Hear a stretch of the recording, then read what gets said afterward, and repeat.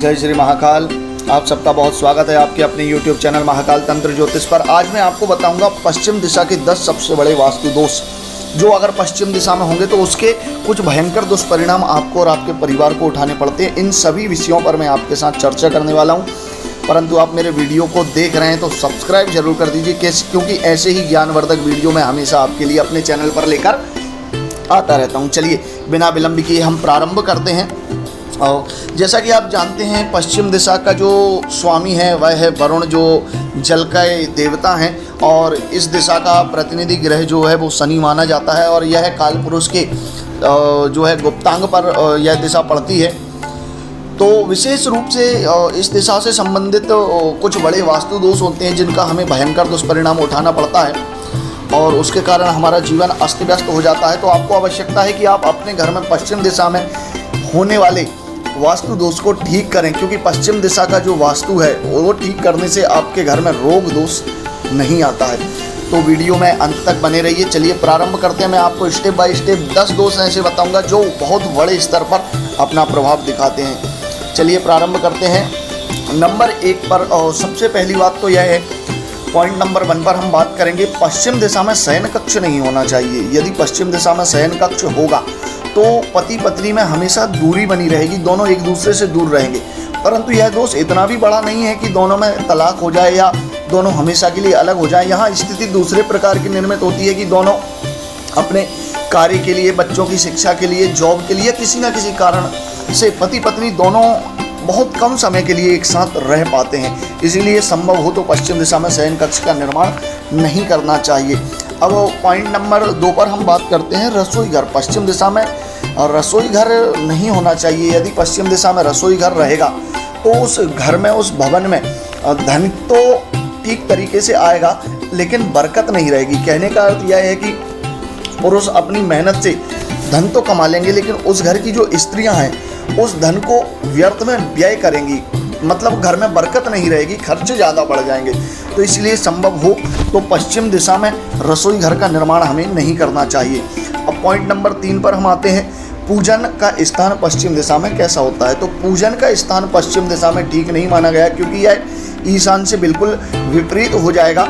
जहाँ देवता के पैर होते हैं उसी दिशा में पूजन स्थान रखने से थोड़ा सा ठीक नहीं होता है, क्योंकि इस दिशा में यदि पूजन का स्थान होगा, देवता का स्थान होगा, या इस दिशा में पश्चिम दिशा में बैठकर हम पूजन करेंगे तो घर की जो स्त्रियां हैं वह अपने वर्चस्व के लिए, अपने मान सम्मान के लिए, अपने आप को बड़ा दिखाने के लिए एक दूसरे पर टोना टोटका, तंत्र मंत्र आदि का कार्य करने लग जाती हैं। यह प्रभाव बहुत से बड़े रूप में भी मैंने देखा है, जिनके पश्चिम दिशा में पूजन का स्थान होता है उस घर की स्त्रियां तामसिक प्रवृत्ति की हो जाती हैं और तंत्र मंत्र का प्रयोग करने लगती हैं। तो इसीलिए ध्यान रहे कि पश्चिम दिशा में पूजन का स्थान नहीं होना चाहिए।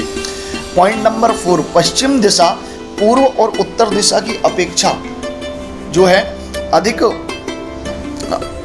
ऊंचा अगर होगी तो थोड़ा सा अपयश का सामना करना पड़ता है कि मान सम्मान में थोड़ी सी कमी हो जाती है, और मान सम्मान में कमी होने के साथ साथ कुछ जो कार्य आप करते हैं उस कार्य का आपको जो है श्रेय नहीं मिलता है। आप कितनी भी मेहनत करें उसका श्रेय आपको नहीं मिलेगा, क्योंकि आप अपने कार्य को जैसे पूर्व से प्रारंभ करते हैं तो पश्चिम तक, जैसे सूर्य पूर्व से उदय होता है तो पश्चिम में अस्त होता है, आप अपने कार्य को पूरा नहीं कर पाते हैं। तो इसीलिए संभवतः अधिक ऊंचाई पश्चिम दिशा में नहीं होनी चाहिए। उसके बाद पॉइंट नंबर 5 पर हम बात करते हैं, पश्चिम दिशा में मुख्य द्वार नहीं होना चाहिए, ऐसा मेरा मानना है। क्योंकि यदि पश्चिम दिशा में पश्चिम दिशा में द्वार होगा तो घर में गुप्त रोगों का आगमन थोड़ा सा ज़्यादा हो जाता है, क्योंकि यह काल पुरुष में गुप्त स्थान माना गया है, काल पुरुष के शरीर में। तो यहाँ से गुप्त रोगों का आगमन थोड़ा सा अधिक हो जाता है। जहाँ जिस घर में पश्चिम दिशा में द्वार होता है उस घर की जो स्त्रियाँ हैं हमेशा अपने साइकिल, मासिक धर्म से थोड़ी सी पीड़ित होती हैं, क्योंकि पश्चिम दिशा का यह कारक यहाँ जल और शनि की स्थिति के कारण जो स्थिति बनती है, महिलाओं में श्वेत प्रदर का प्रवाह थोड़ा अधिक हो जाता है, वाइट डिस्चार्ज थोड़ा ज़्यादा होने लगता है, और मासिक धर्म की अनियमितता भी यहाँ पर मुख्य द्वार होने से देखी गई है। तो इसीलिए पश्चिम दिशा में मुख्य द्वार मेरे हिसाब से तो नहीं होना चाहिए। परंतु स्थिति परिस्थिति के कारण रख सकते हैं। कुछ सिद्धांतों के आधार पर कुछ नियमों का विशेष पालन करना होता है, उसके विषय में हम अलग से बात करेंगे। अब पॉइंट नंबर 6 पर हम बात करते हैं कि पश्चिम दिशा में यदि आप दरवाज़ा रखते हैं तो वो दरवाज़ा नैऋत्य कोण की तरफ, दक्षिण और पश्चिम के कोने की तरफ मुख का नहीं होना चाहिए, क्योंकि ऐसा दरवाज़ा आपको काल के मुंह में ले जा सकता है।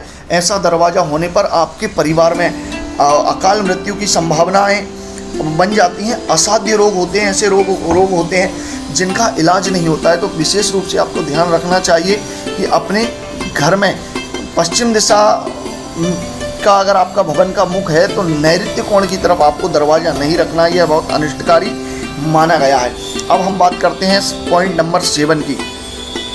पानी का बहाव जो है पश्चिम दिशा में नहीं होना चाहिए। बरसाती पानी हो या घर का उपयोग करने वाला पानी हो तो उसका दिशा बहाव जो है पश्चिम दिशा में नहीं होना चाहिए। यदि पश्चिम दिशा में उसका बहाव होगा तो घर के सदस्य हमेशा किसी न किसी बीमारी से ग्रसित रहेंगे और वह बीमारी बहुत लंबे समय तक चल सकती है। इसमें विशेष रूप से स्किन से संबंधित बीमारी बहुत बड़े स्तर पर बढ़ जाती है और जो बहुत लंबे समय तक चलती है। सोराइसिस, एक्जिमा आदि जो बीमारियां होती हैं वो घर में आ जाती हैं और बहुत लंबे समय तक चलती हैं। कई बार ये बीमारियां लाइलाज भी हो जाती हैं। अब पॉइंट नंबर 8 पर हम बात करेंगे।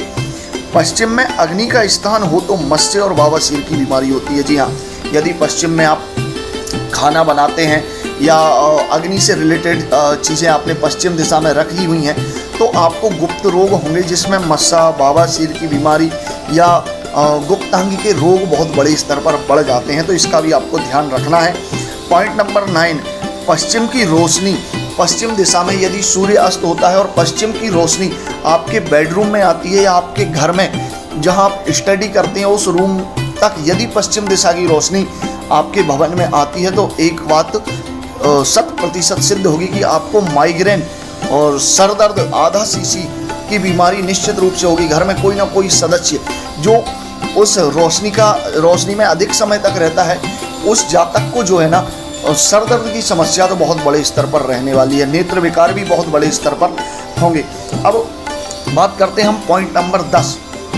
पश्चिम दिशा में सूर्यास्त के समय यदि किसी वृक्ष की छाया भवन के ऊपर पड़ती है तो उस भवन की आर्थिक उन्नति रुक जाती है। ये भी बहुत बड़ा वास्तु दोष है जिसे मैंने बहुत बड़े स्तर पर प्रभावी देखा है। यह जो वास्तु दोष, यदि आपके घर के पास पश्चिम दिशा की तरफ कोई बड़ा वृक्ष है और सूर्यास्त के समय उस वृक्ष की छाया यदि आपके भवन पर पड़ती है तो एक बात जान लीजिए कि आपकी आर्थिक उन्नति, आप कितना भी पैसा कमा लीजिए, कितना भी परिश्रम कर लीजिए, लेकिन आपको कभी भी लाभ होने वाला नहीं है। आपके घर में कर्जे भी बढ़ते रहेंगे और आपके पास उतना ही धन की आवक होगी जितना सिर्फ आप भोजन कर सकते हैं। अतिरिक्त खर्चे के लिए आपके पास धन की लगातार कमी बनी रहेगी यदि किसी वृक्ष की छाया आपके घर पर शाम के समय पड़ती है। तो ये बहुत ज़्यादा बड़ा वास्तु दोष है और इसका प्रभाव बहुत बड़े स्तर पर घर के लोगों पर पड़ता है। तो आपको विशेष रूप से इसका ध्यान रखना है और आप इनसे संबंधित आपके घर में कोई ऐसा वास्तु दोष हो